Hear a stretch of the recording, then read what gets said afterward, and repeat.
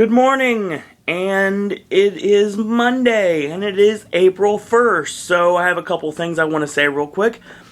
Happy April Fool's Day, don't believe anything you see or read today, and I'm going to trust absolutely no one and nothing that is said on this day. So if you want to say something serious, then you might want to wait till tomorrow, because I'm not going to believe anything. I've been caught before, I don't want to be caught again.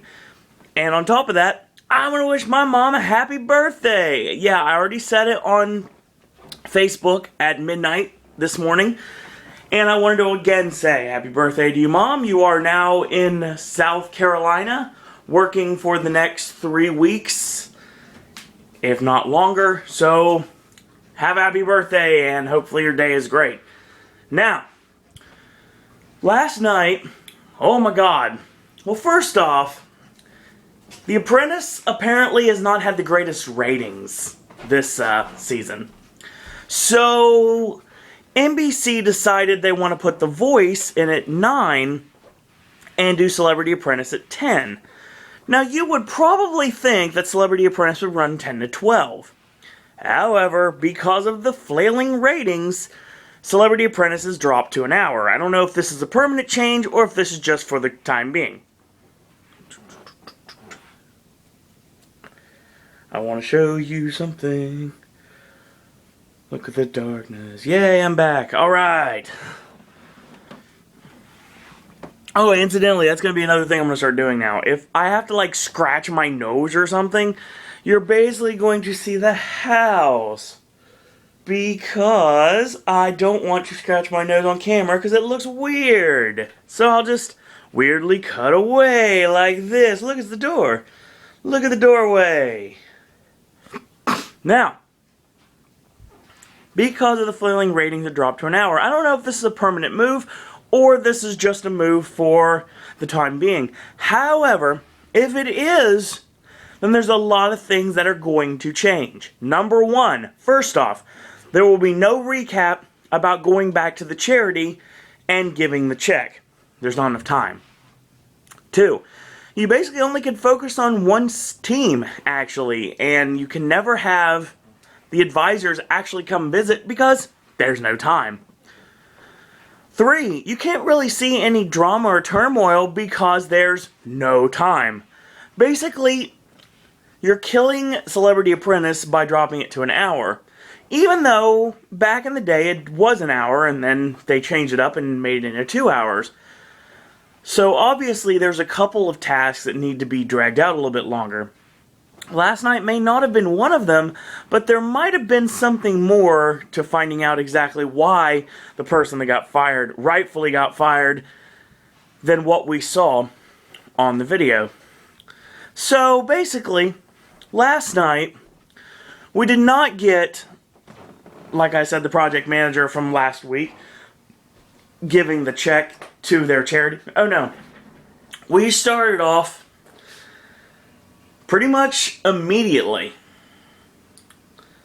with the group meeting with Donald Trump. So let's talk about Celebrity Apprentice from episode 5. So, basically,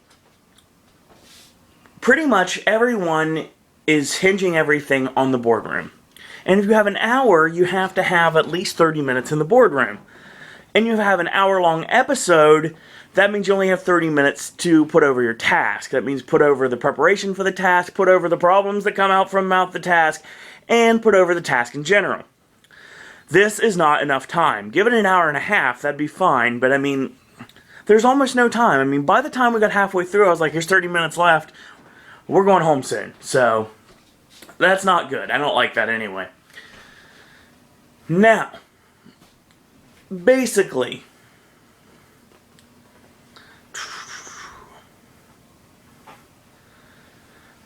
these teams, first off, before I say anything else, I don't have any disrespect for Eric Trump.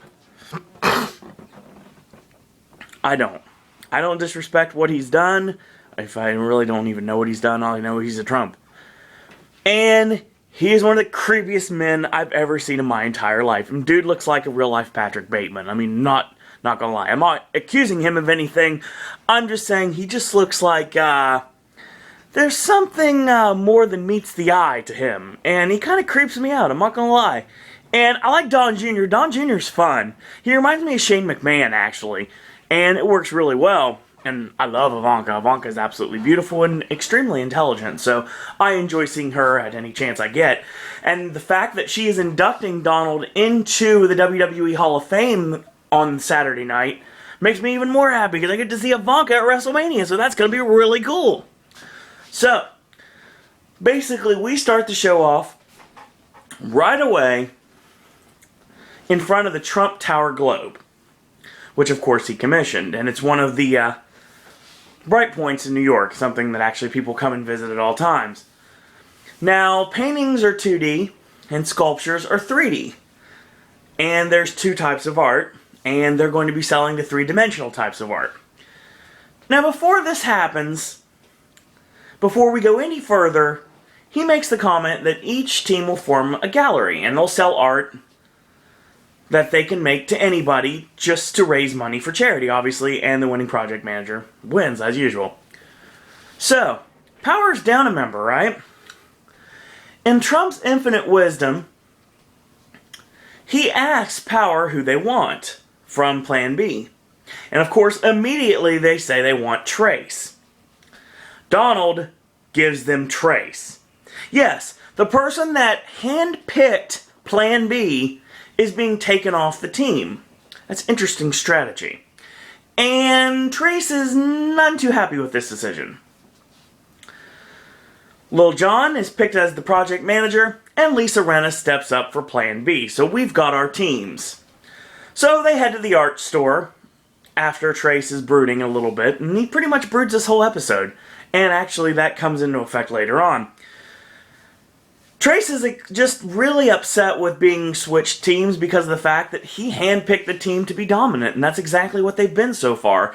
Except for a couple, and I mean literally just a couple, minor potholes along the way, Plan B is eliminating Power left and right. So he obviously chose this team for a reason, and now it's coming back to bite him because he got taken off the team, and he doesn't like it. So what he does is he looks at the guy working at the art store, and he puts a gun to his head. Of course, figuratively, he does this thing. Yeah, he puts his fingers to his head in a gun motion. There you go. That'll work. That doesn't sound bad. He put a gun to his head on an art store, and everybody didn't go crazy. That doesn't make any sense. So he put his fingers to his head in a gun motion and said, "Shoot me." So he grabs a handful of paint and calls it a day. So Plan B sits down to plan on who they're going to call for their donors. Lisa Rinna is unsure immediately about acting as project manager because she's uncomfortable leading a fundraising task, because she really doesn't have any rich friends. So, discussing their strategy, Stephen Baldwin is confused about the fact that Penn says the art doesn't matter.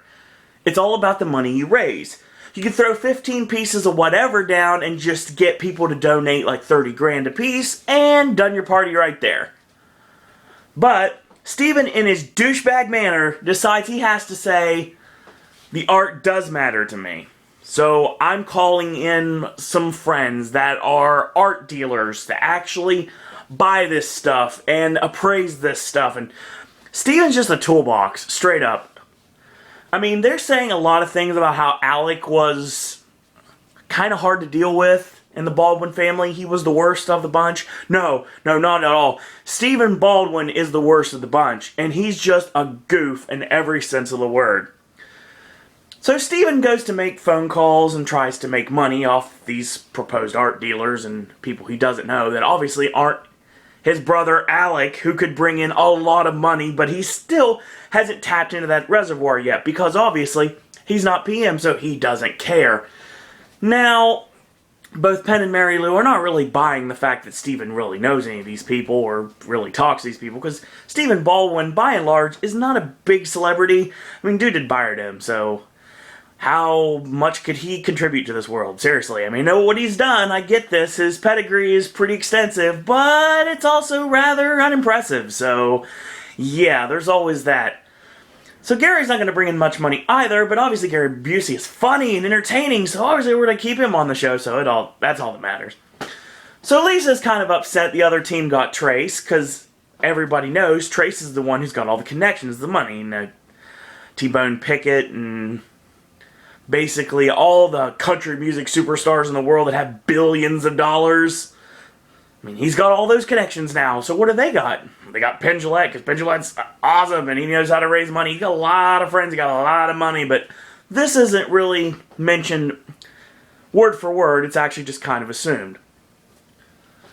But anyway, you know, if you really look at it, Penn's way of saying to Steven and saying to the entire team that it doesn't matter about what kind of art you throw out just as long as you get big money donors, pretty much the same ideals behind what Trace did with closing their meatball shop to the general public and only allowing the whales in to drop the dollars.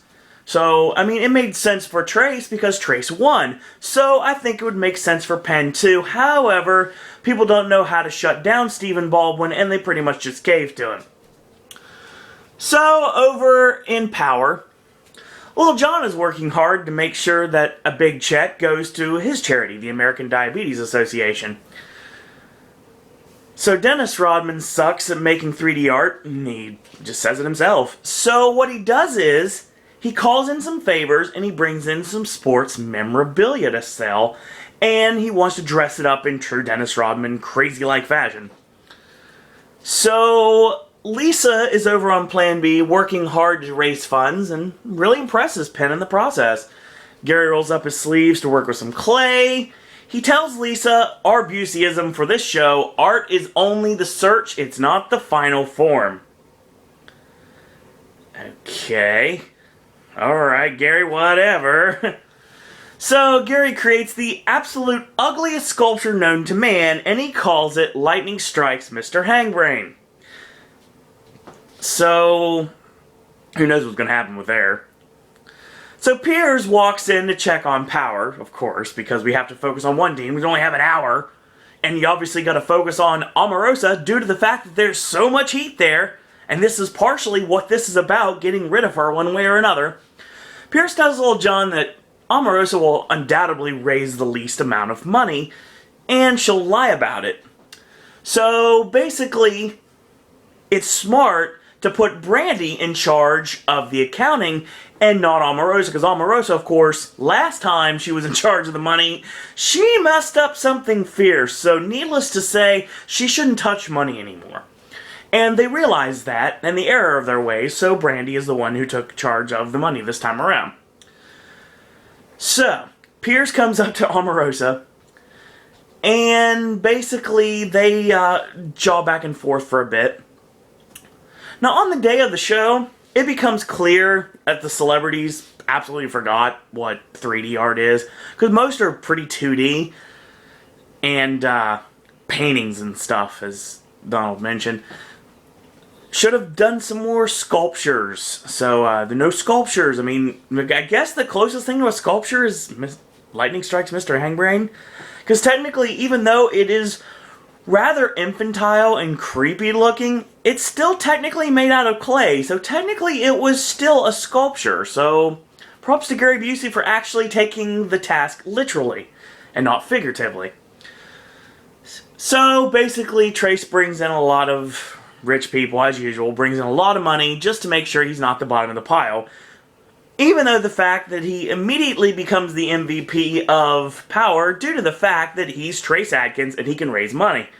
And the fact that everyone wanted him on their team. And when they got them, Trace didn't really laze back. He wasn't happy about being on the team, but he still contributed so he could not be thrown under the bus by Omarosa. Now, given the fact that Little John is the PM, he would pick who would go back in the boardroom if they were to lose. It still wouldn't mean that he wouldn't have to fight Omarosa in the boardroom. So to prevent that from even occurring, he got in a lot of money, so it worked. So over at Plan B, Mr. Hangbrain goes for 25 grand, so Gary marks out like a schoolgirl, and he yells, yay, yay, yay, yay, yay, yay. It's literally like watching, like, a child at Christmas, like going, yay, yay, yay, like just marking out like the kids do for absolutely nothing that they will use in the near future. Something just that they will throw away in about 5 minutes. But that's how it works. So, the Blue Man Group come in because, you know, they might as well live in New York and help Penn full-time because that's basically what they've done this entire season. And they come in with 3 gelatin molds packed with 35 grand. Okay. So, of course, the last time they donated money, they shot their money in from a cannon into the crowd, and most of it didn't get collected due to the fact that the people on the outside, you know, the actual, like the normal people that are not celebrities, they just took it because it was free money laying on the ground, so you can't really say anything. It's like, here's $1,000 laying on the ground. Dip, this is mine now. And just forget you. You're not going to win this task. You're not going to win this task. So, basically, Teller's manager comes in and basically says that Teller is in the islands right now and he feels guilty about not being able to bring any money in. So, he buys Penn sculpture, which looks like popsicle sticks, but then again, he's Penn Jillette. He doesn't have to be. He's creative where he needs to be. He doesn't need to put stuff together. Kind of like me, honestly, when it comes down to it. Yes, I compare myself to Penn Jillette. Because when it comes down to it, I'm not a physical labor guy. I'm a thinking guy. I am an idea guy, and I am a customer service guy. So I'm not the type to put stuff together. However, this sculpture, this design, this creation of Penn Jillette's brought in $50,000. So Teller immediately brings in 50 grand. So that brings Penn's total to $85,000 right away. No way in hell he's going back to the boardroom, even if Plan B were to lose. So basically, Stephen Baldwin is still waiting around for his supposed art dealers to show up and invest in their true art, because they said that his creation was inspirational and awesome, and basically it was the best piece of it all, and people would pay top dollar for it. Stephen, where are these people? And why are they not there? And why are they not buying your stuff? They're not. So basically the piece is called I'm Not Alec. Yeah, we know you're not Alec. Alec has a successful television show. No offense to The Apprentice, but you know 30 Rock brought in the numbers. And, you know, it brought in, I don't know, Emmys, Golden Globes, you know, things you'll never see in a million years. Sorry, Stephen Baldwin. You lose. As always. And you'll be fired. Soon. Now, Omarosa tries to get her way out of the bottom 2 spots. Basically, her and Dennis are the ones bringing in the least amount of money. So, Lil Jon makes it clear that the people with the least money raised are going back in the boardroom if Power were to lose. Makes sense, right? So she gets the totals, and her and Dennis are tied with about $10,000. So Omarosa asks her friend, who brought in 5, to put in an extra $2,000 into their pocket. That's kind of cheating, but no one really saw it, so it didn't really matter. So Chaz Dean shows up. I guess he's a famous hairstylist or something. I've never heard of him. And he buys some celebrity art. He goes to buy one thing, ends up buying 4 things. So he dropped $80,000 on these pieces. However, this is funny because one of these pieces was one of the pieces that Stephen Baldwin did. The ones that he got his supposed art fiends to come in and buy and like dialogue on the phone and try to buy for the highest price. And she just swooped right in and got it. That's a smart move from Lisa Rinna. Kind of a cheap move on Stephen Baldwin, but you know what? I don't like Stephen Baldwin, so I could care less about him losing. Now, basically his network of buyers kind of fell through, so Stephen, you lose again.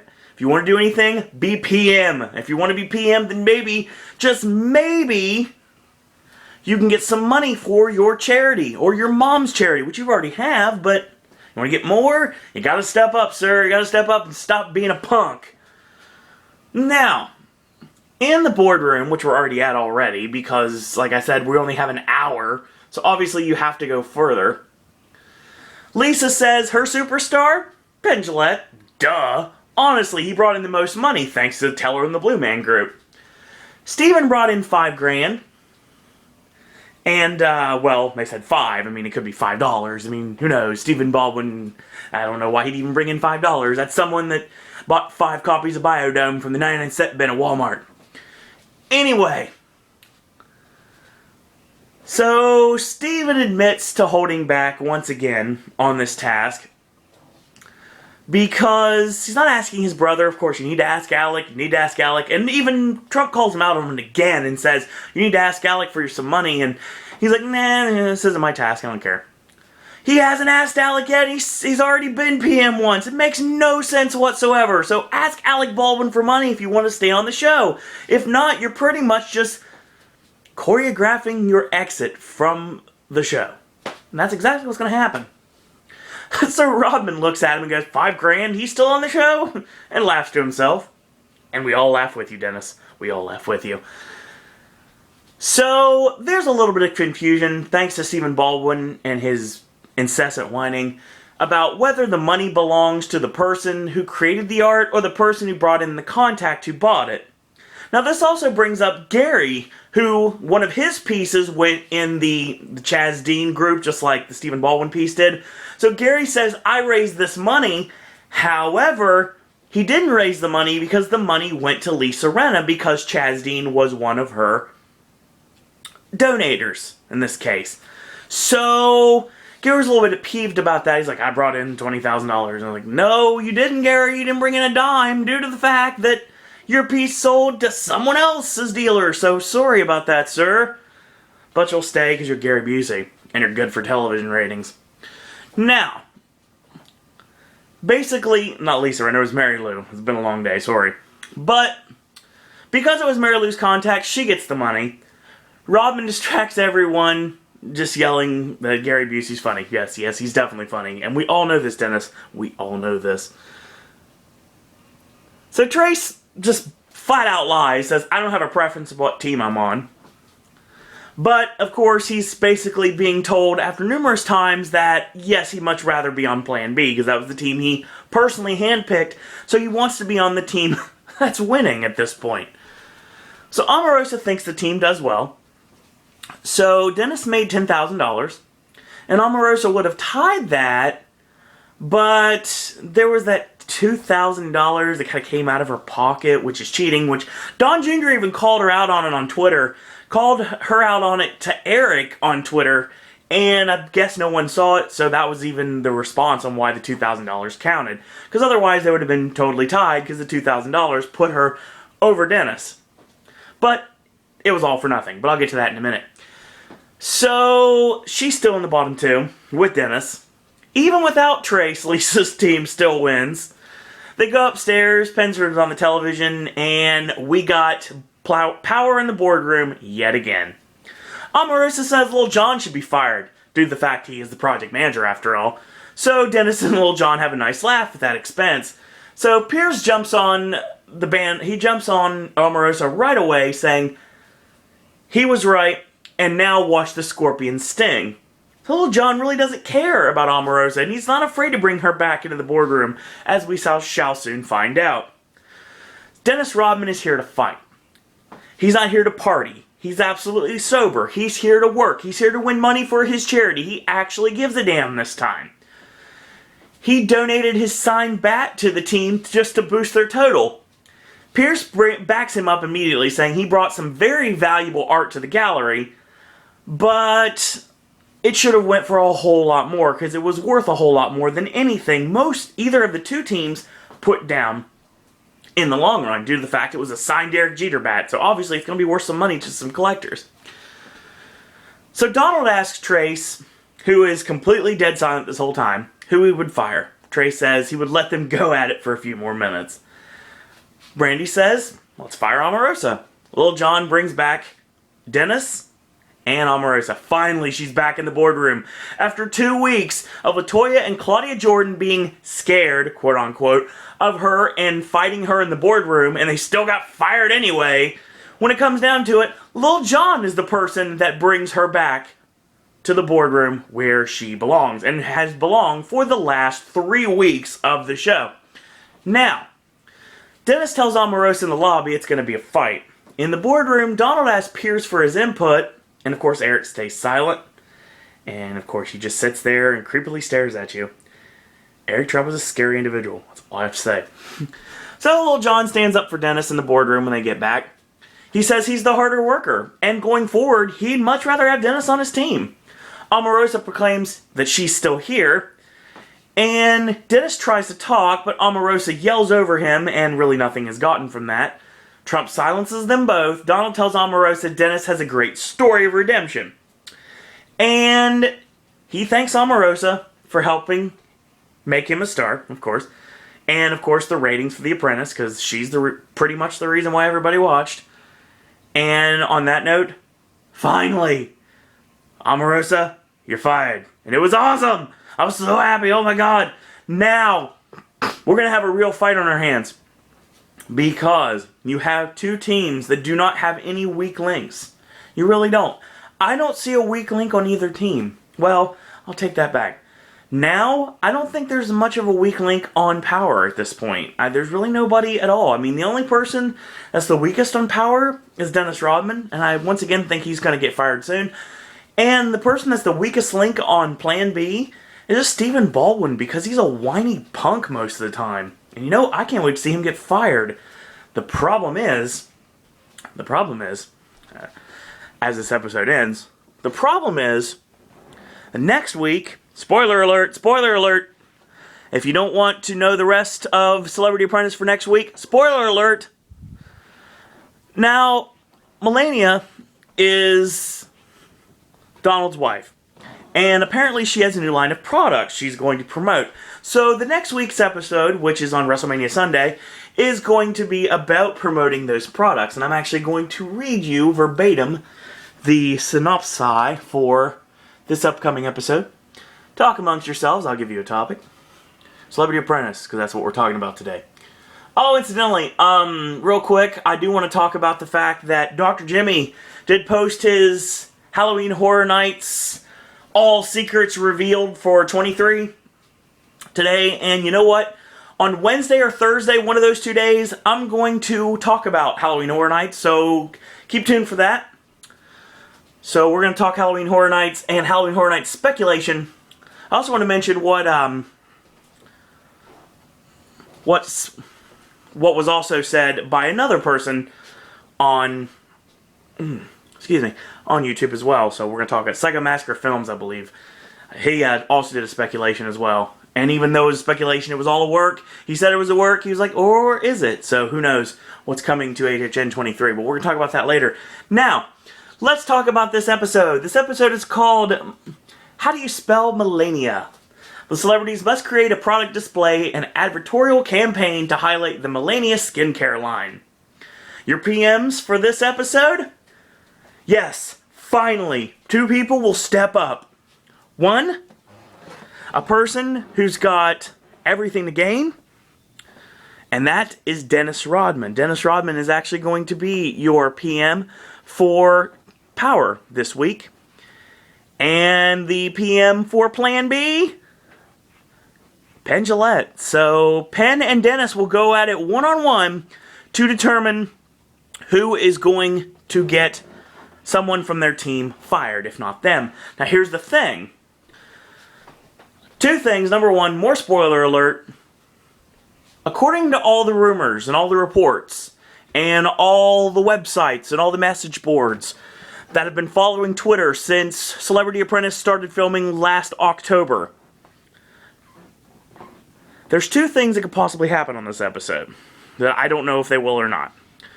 Number one, basically, it looks like, even from the video, mind you, that you are getting Dennis Rodman going, watch, I'll get to that in a second.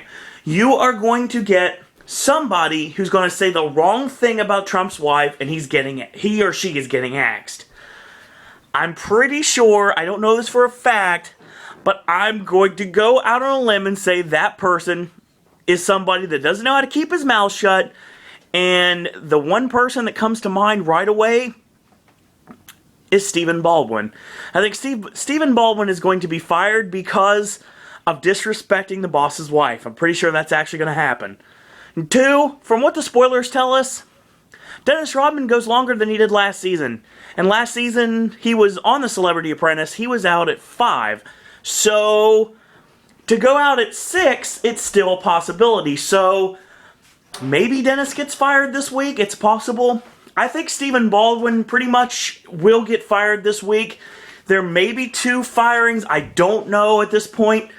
So, going forward, who knows what's going to happen.